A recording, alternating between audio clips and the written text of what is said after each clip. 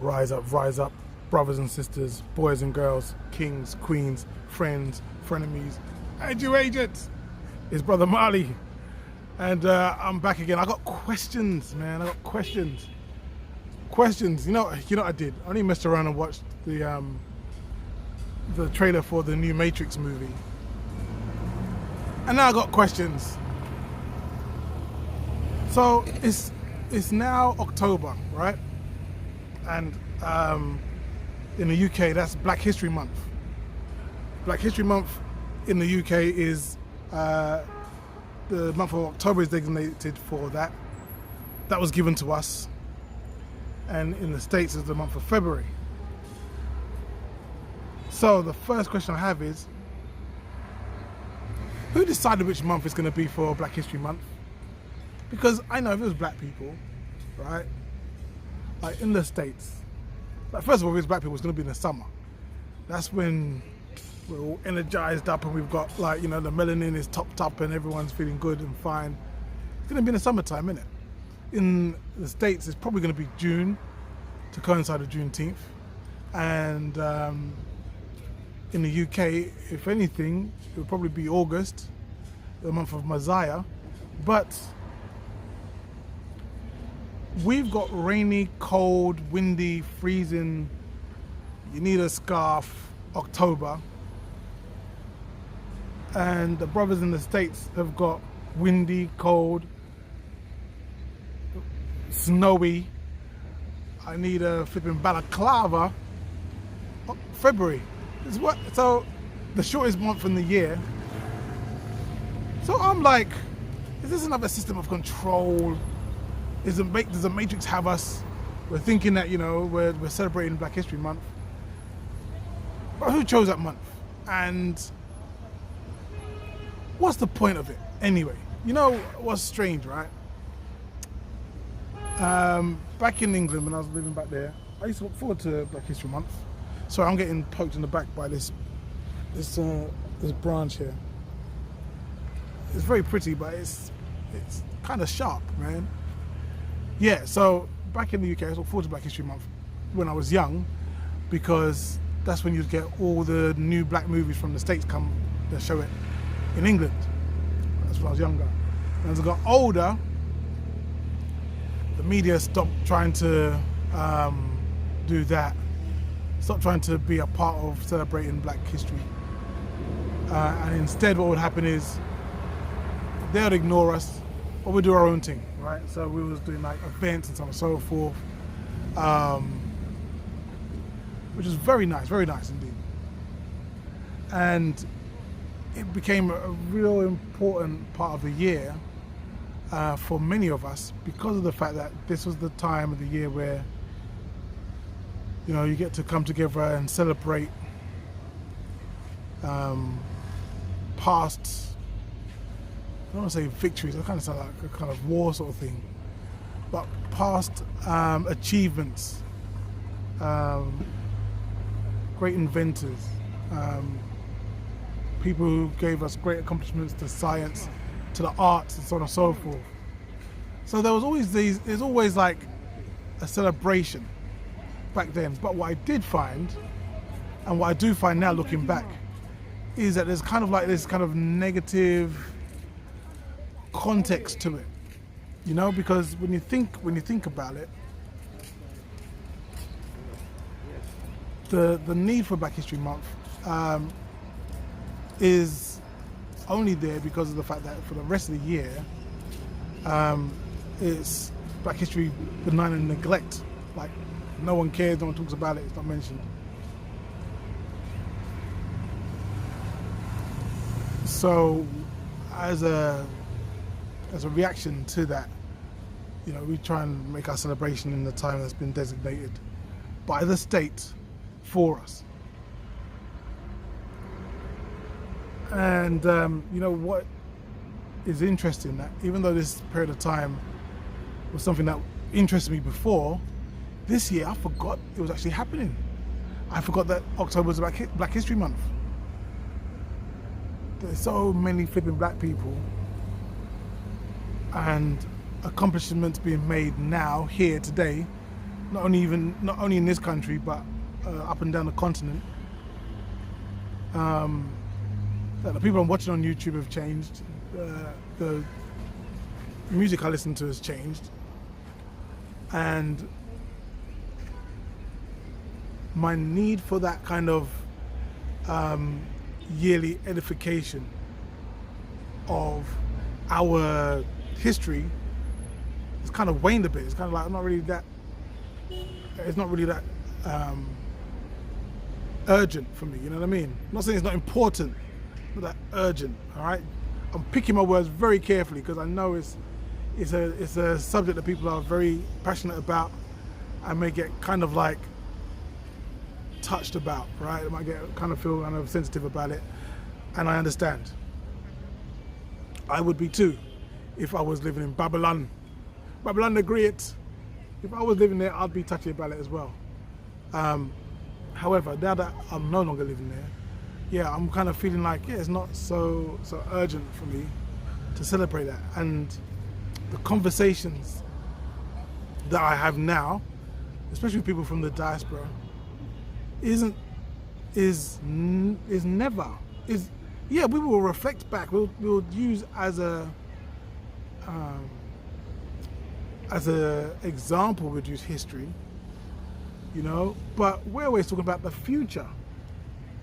You know, we look at Black Future Month is what we need over here, if anything. But every day we are discussing about what's happening next year and so on and so forth. There's a brother and sister, you know them, S&H Cleaners.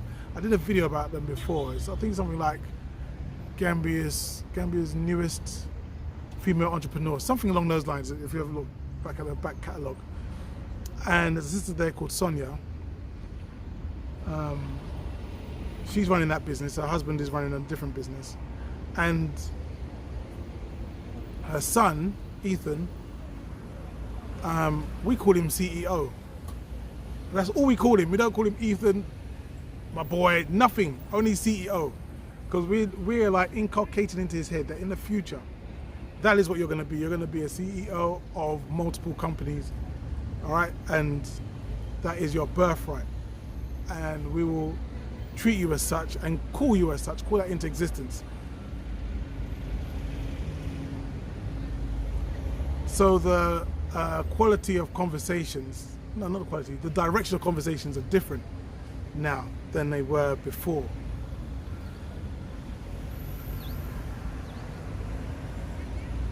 So as you're going about your day today, as you're enjoying your Black History Month, either in October, you know, if you've gone and put your scarf on and wrapped up, put your hoodie on and so on and so forth, and you're shivering out, going to the next Umar Johnson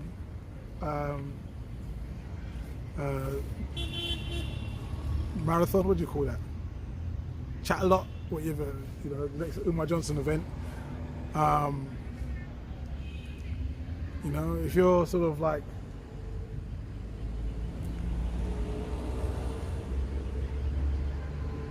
doing that, that's all well and good.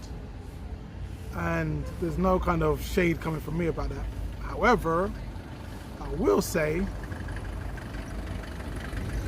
that what I've really liked about being here is there's this open book. You know, when you look at history, it's confined to what's been written, who's written it, and so on and so forth. Whereas the future hasn't even been written yet. Here in Africa, you become the author of your future. You become the one who decides as to what sort of life you and your children, and maybe even your children's children, are going to live because of the decisions you make today. Now, I know that's the same anywhere in the world. However, what's different about this little country here, Gambia, is that because it is such a undeveloped country, because it is so young, it means that you can, as one person, you can make moves that will impact the entire country.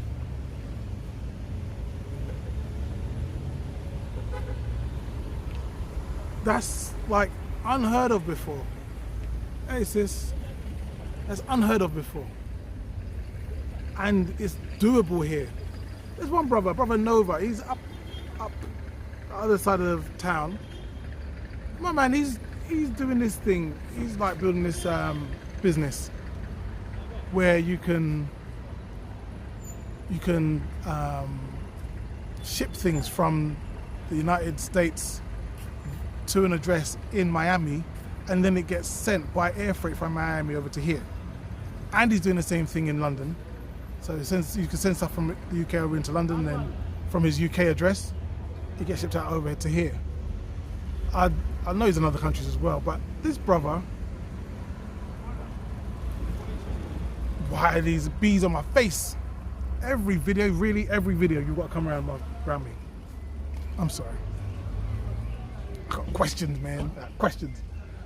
So yeah, this brother, he's doing something where it's like he's changing how people are going to like import their goods, their things. This guy here, let me see if you see him. German guy, his name's Sten. Always running through, just always running through.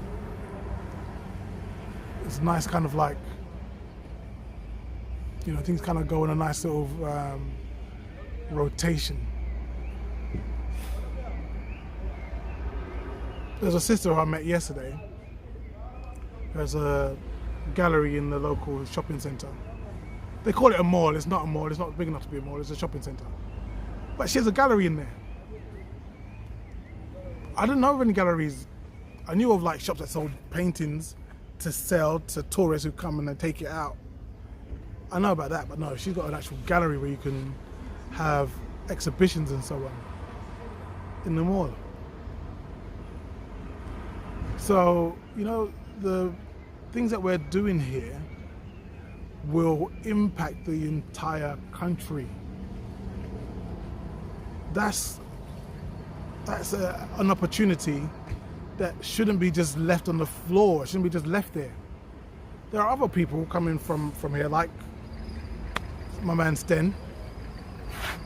A lot of people coming here from other countries who see opportunities here, who are making moves to come here from Europe and so on. I mean, he's come from Germany. You know, Germany is so like, they're so on the ball with everything. They're so on the ball with everything, and he's parked himself here in Gambia. So please don't kind of get like too distressed with wherever in Babylon you are. Doesn't matter. Make your moves to come over here. They've opened up the airways in the UK. So those of you in the UK, no excuses now. Come over.